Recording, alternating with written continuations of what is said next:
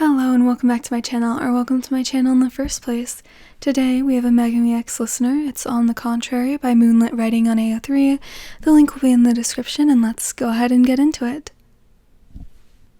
Megumi? No. I didn't even say anything. Megumi cracks open an eye to find you standing over the couch that he's reclining on. It's his one day off for the month, and he honestly just wants to spend it at home doing completely nothing. I know what you're going to say, he says dryly. No, you don't. He quirks a brow. You want to go to the animal shelter? At that, you immediately drop to your knees, shaking his arm and whining about how much you hate that he can read you so easily. With your grip climbing to one of his shoulders, Megumi sighs as he lets you shake his torso around like a rag doll. Thinks it's best just to have you get it out of your system.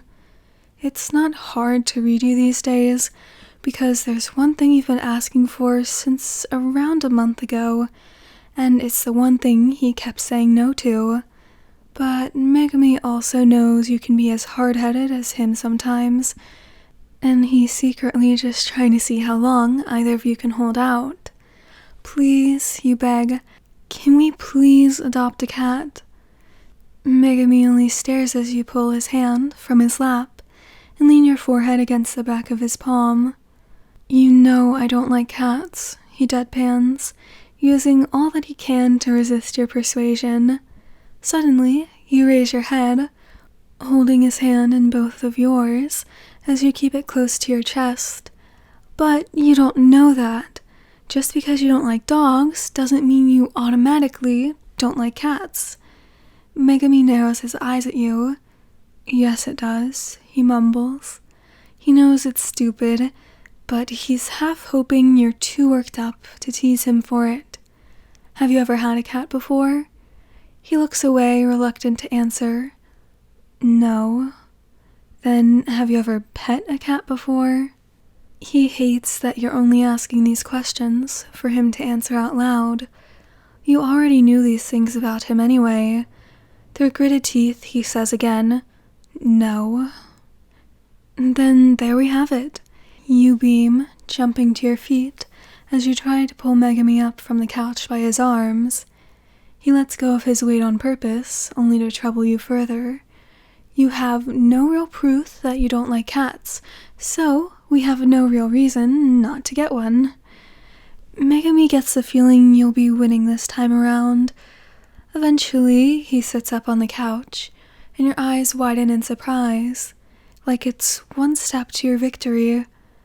But Megumi doesn't want to lose without one last effort. I've seen cats on the street, though.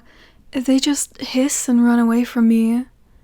In his head, Megumi thinks it was a valid excuse. But as you pop yourself onto the couch beside him, and your gaze softens while a fluttery giggle leaves your lips, he realizes it might have been a mistake to say anything at all. "Oh, Megumi," you laugh. "Are you scared the cat won't like you?" Without needing to see his reflection, Megumi knows his ears are turning red at your cooing. That wasn't what he meant at all, but it would be too late to correct you now, because his entire face would just flush red at an attempt to rescue his dignity. Quietly, you reach out and turn his chin to face you. The cat will love you for sure, Megumi, just like I do. That's your trump card, and Megumi could never say or do anything to refute that. Megumi experiences another crushing defeat right after you both went to the animal shelter and brought home the new member of the household. Megumi didn't really care what kind of cat it was. All he knew was that a warm feeling spread across his chest as he watched you bounce around with excitement when you brought home the carrier. As soon as you walk through the front door, you carefully place the carrier on the floor. "I need to go to the bathroom real quick. Can you let her out, please?" As you scurry off, Megumi stands with an incredulous look on his face. He isn't sure what to make of such an important task delegated to him. With awkward movements, Megumi gets onto his knees, catching a glimpse of the cat's emerald green eyes through the carrier, and feeling the hairs on his back stand.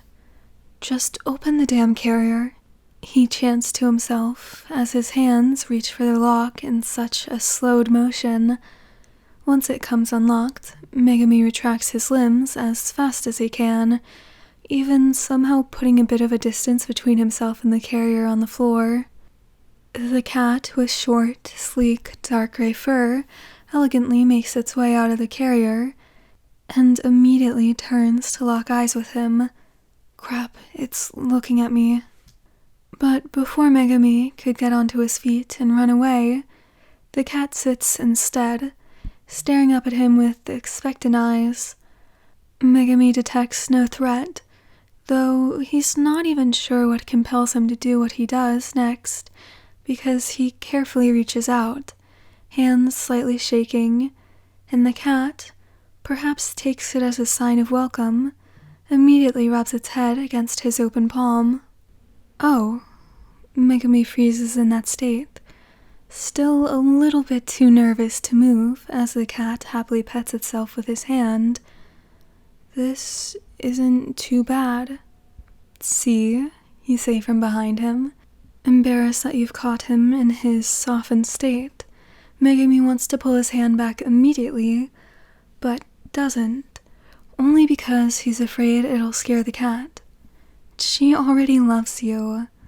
You join him on the floor, offering your own hand to the cat, and smoothing your palm from the top of its head and down its body. "Kinda hard not to love him, right?" you say to the cat. Megumi rolls his eyes, thinking it's his best defense against blushing at your teasing. Stop giving it so much attention. Jealous? No. Megumi can't believe he got a cat of all things, but when he looks over to see your happiness shine through your eyes, Megumi knows there's nothing he wouldn't do for you. Alright, that's the end of this one. I hope you enjoyed it, and I hope you have a great rest of your day, night, whatever. Goodbye!